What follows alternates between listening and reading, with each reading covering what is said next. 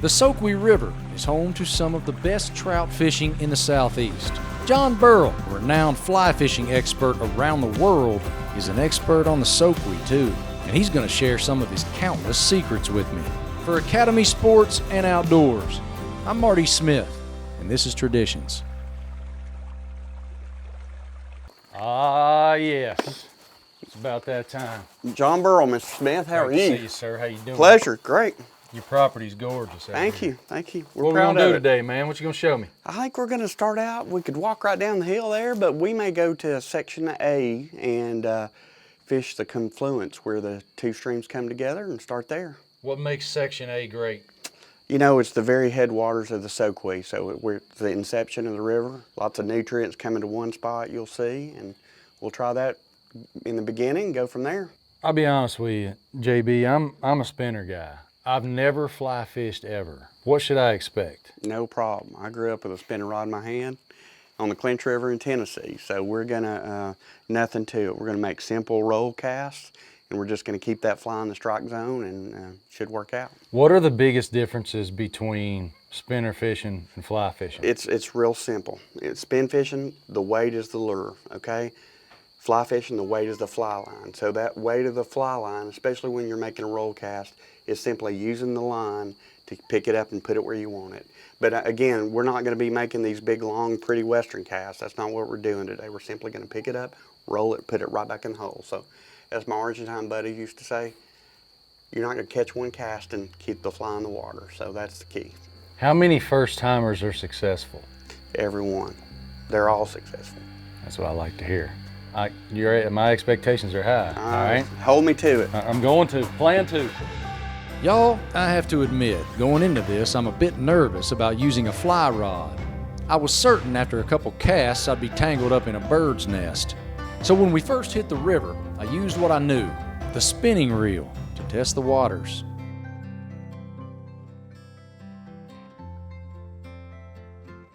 Got him! Bring me the net! Bring me a net! All right, I like this kind of fishing. That's a good fish too. Get your All right. Ho. Sweet! Awesome. Hello, dinner!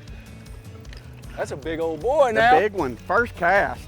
Marty, this is what I'm gonna do, release him, okay? Okay. I'm gonna point him upstream. I'm gonna make sure he swims out of my hand, okay? Okay. So if he's not ready, I'm gonna revive him. I mean, I've done this with a big one that was fought for a long time for 5 minutes.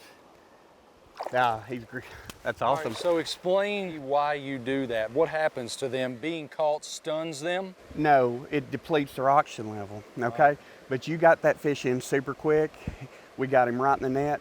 Had we had a fight, that's a big fish. Had we had to fight him a long time, it's depleting that oxygen. So I could tell when he was ready to go, he's gonna swim out of my hand. It's just taking care of the fish. How would you describe when you bring people out here and you see what just happened to me?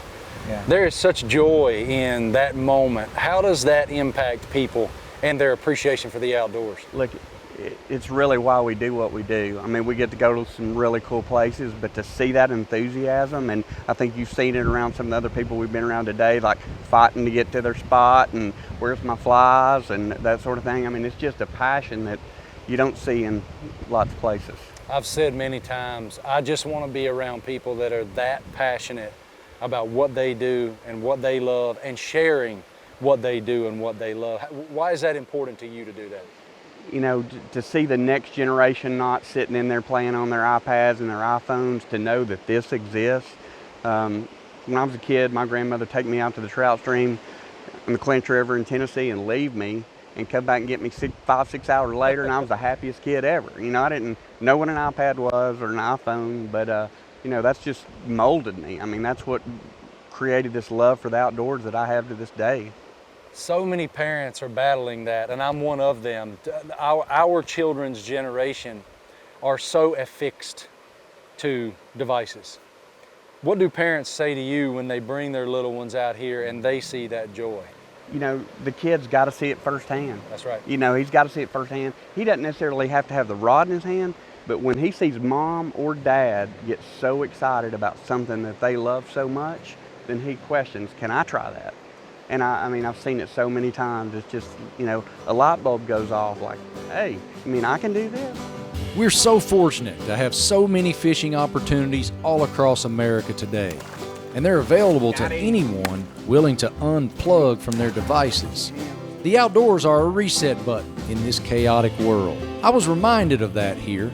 The fishing on this river is amazing, and I think I can't wait to try my hand at fly fishing. Yeah, baby! That's what we call perfect catch and release. Marty, see the difference between the fly line is the yellow and the leader and the tip, it's clear. Okay. So the weight of that fly line, I'm literally gonna let it get downstream. I'm gonna use the weight, pick up, I'm gonna roll it up there, okay? I'm gonna strip it in as it comes to me. Okay, you pull the line, you don't reel the line. No, oh, bite already, okay? So back downstream, you pull the line.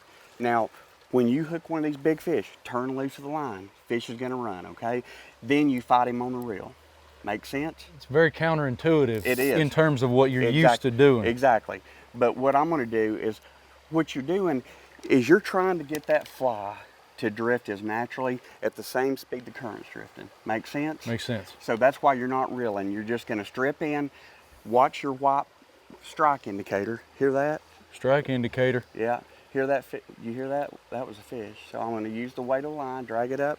I'm gonna flip it up there. Okay, I'm gonna watch it, watch it, watch it. If it stops, if it goes under, I'm gonna keep my rod up. I'm gonna follow it, follow it, follow it. Oh, oh. Got him. Nice. Get him, fight him.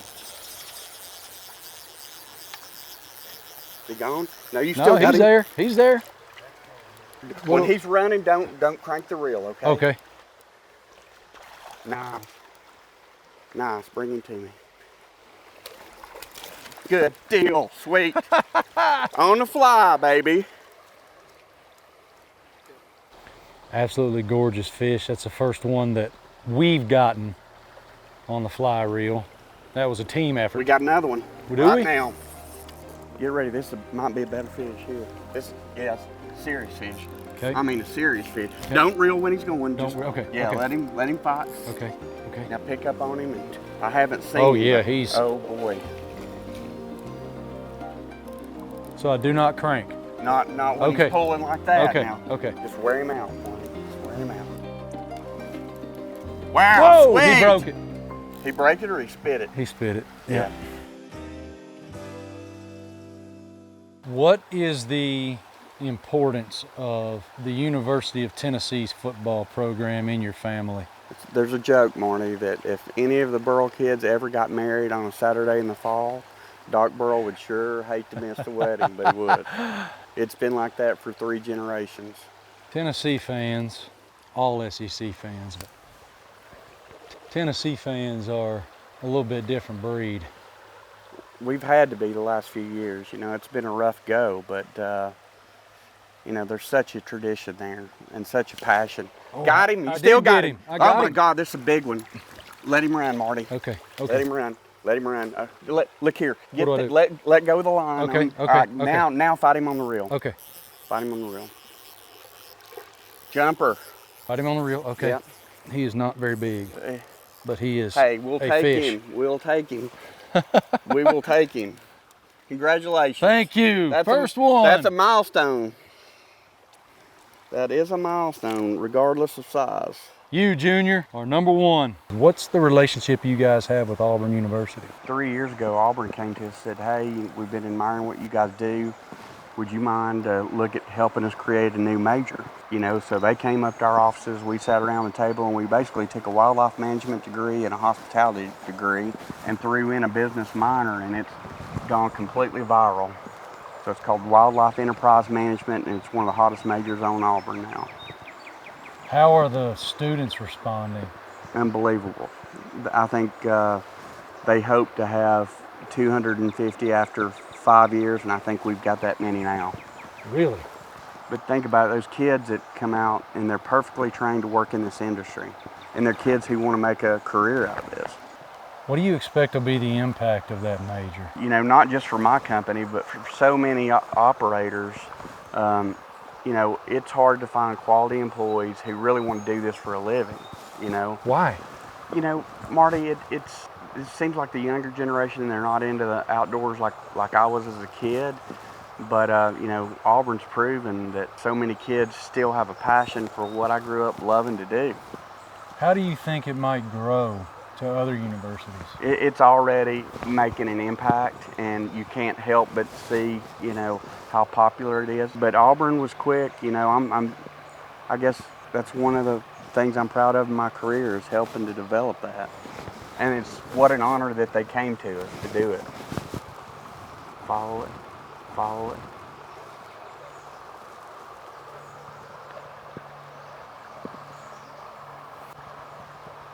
Oh. Hit him, buddy.